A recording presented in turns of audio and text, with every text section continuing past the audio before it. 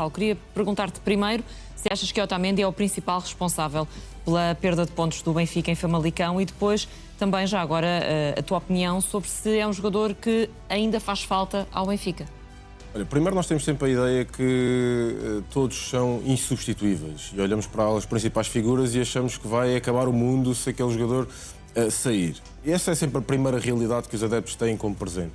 Mas o mundo não acaba se as principais figuras saírem e existe sempre alguém que vai emergir e por vezes até sem qualquer estatuto, mas que consegue ser competente ao ponto de ganhar o lugar e de se afirmar. E essa é a beleza do futebol, não só nos jogadores que têm que descobrir novos clubes, mas mesmo dentro dos plantéis podem emergir. Para mim, há aqui dois pontos que e eu falei quando era difícil e, portanto, acho que os meus companheiros vão me dar crédito, quando eu disse que eu não esperava uma coisa diferente daquilo que é o modelo de jogo do Benfica, quando chegou José Mourinho.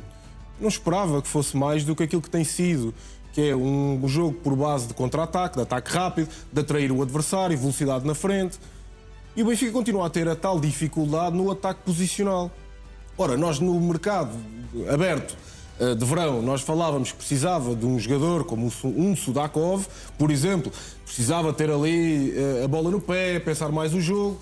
E de repente o Benfica vai buscar esse jogador, mas nem sequer utiliza esse jogador para aquilo que é o propósito do modelo de jogo. E portanto, isto logo aqui, isto é só um exemplo daquilo que é um zigue-zaguear de várias decisões.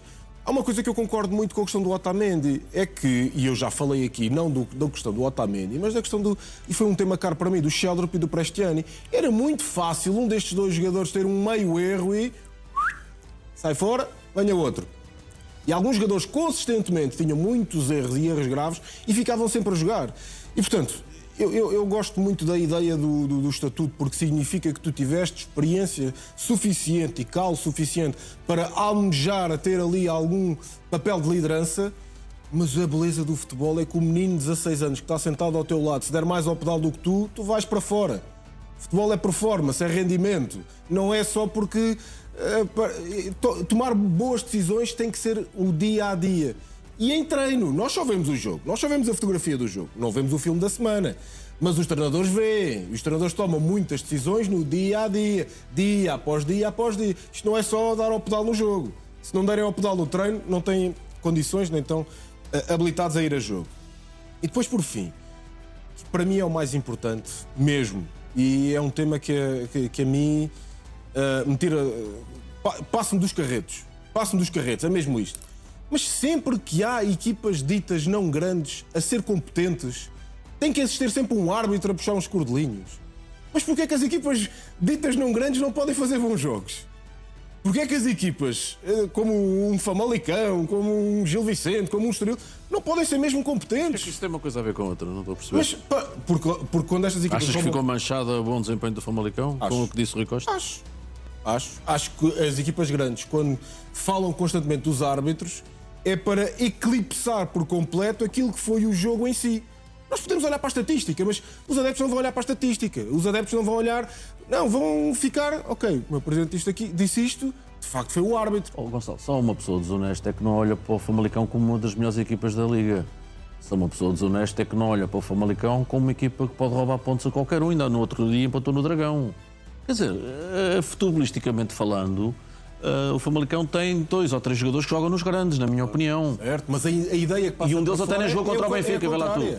Um deles até nem jogou contra o Benfica. E, portanto, há coisas que entram pelos olhos dentro. Quer dizer, não é preciso ter... a quarta classe chega. E já agora, não é preciso ter nenhum curso superior. Em relação ao ataque posicional, o Benfica, em ataque organizado, fez uma grande primeira parte com o Famalicão.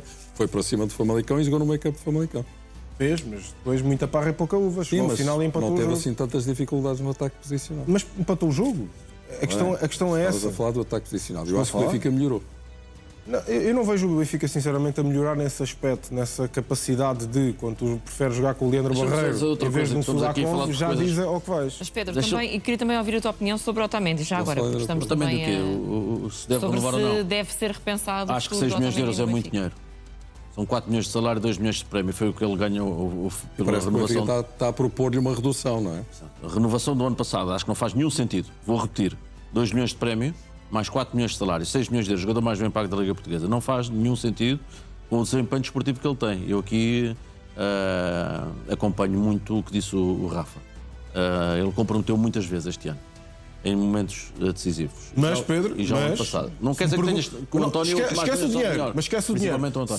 Se me perguntares, e eu gosto muito do António Silva, mas se me perguntares ao dia de hoje quem é que tu perspectivarias para a próxima temporada, eu punha sempre o Otamendi à frente do António Silva. Mas o António é um caso que não renovou o contrato, nem quer renovar e falta um ano para acabar. Outra coisa. E já está a forçar a saída há muito tempo. A saída do Otamendi, de qualquer forma, trará sempre um reforço. É um problema para o Benfica. Se o Otamendi sair, o Benfica vai sempre atrás do reforço. Se está respondido a isto, há outra coisa. Mas não vai continuar no Benfica se não quiser. E como é que ele não pode não querer? É não aceitando as condições que o Benfica lhe vai propor, que são abaixo daquelas que ele tem neste momento. Só uma nota que eu acho que deve... Isto não é populismo, nem é... Mas que deve... Rui Costa disse o que disse, sabe... E eu acho que ele mediu bem as palavras que disse e a forma como disse. Por um lado, o Benfica quase que afastou mesmo a conversa sobre o jogo. Porque afastou, ninguém fala sobre o jogo. Foi um dos objetivos e está cumprido. Mas depois há outra coisa aqui que deve preocupar os sócios e adeptos do Benfica, que é... Cumpriu-se a quinta época... Faltam 2 jogos. Cumpriu-se a quinta época como presidente do Benfica, Rui Costa. E não está em causa o Rui Costa. O que está em causa é que o Benfica, em 5 anos, ganhou um campeonato com o Schmidt e 2 supertaças, 0 taças de Portugal. E uma taça da Liga com o Bruno Lage. Ou seja, em 5 anos de mandato do Rui Costa, ora, 4 vezes 5, 20, em 20 troféus, o Benfica ganhou 4. Com 2 ou 3 dos maiores investimentos da história. Não, com 3 dos maiores investimentos da história. Pronto. Portanto, estamos a falar de... Isto é que devia preocupar. Sim, o Gustavo Correia esteve mal. Sim, objetivamente o Gustavo Correia falhou ao não apontar o penalti contra o Famalicão. Sim, mas e ver a coisa, a floresta toda? E não ver apenas o Pinheiro. Não é ilusão nenhuma ao João Pinheiro, atenção. Mas ver a floresta toda, que é... que se o mandato do Rui Costa... Acho que essa reflexão interna não está a ser feita no Benfica. Não, essa reflexão foi feita. Essa reflexão foi feita pelos sócios. Eleições. Exato. Mas passou mais uma época... E passou ao lado dos resultados. Portanto... Claro, mas eu acho que isto deve preocupar as pessoas. Porque, passado este tempo, eu acho que já se pode dizer que o único homem que apostou na formação foi Roger Schmidt. Acho que já se pode dizer isto com alguma tranquilidade. Quer dizer, para mim, apostar na formação é pegar no jogador e pô-lo a jogar. E ter tempo para errar. Sim, não é ter alguns minutinhos aqui... Com o Gonçalo Ramos e com o António Silva e mais tarde com o João Neves. Muitos bons rapazes que entraram aos 90 minutos. E, portanto, isso para mim é que é apostar na formação. E valorizar os jogadores ativos e vendê-los. Foi o que o Benfica fez. Com o Gonçalo e com o João Neves. Pois já não pode falar nos outros. E, portanto, eu acho que isto é que deve preocupar os adeptos do Benfica, que é, em 20 títulos possíveis, 4, salvo erro. O Benfica não ganha a Taça de Portugal já não sei há quantos anos. Dir-me-ão, o passado aconteceu. Aconteceu. E daquelas coisas todas, aqueles N comunicados, as N queixas, passaram 11 meses e o que é que aconteceu? Ou 12? Digam-me lá. Vai fazer um ano daqui a 2 semanas.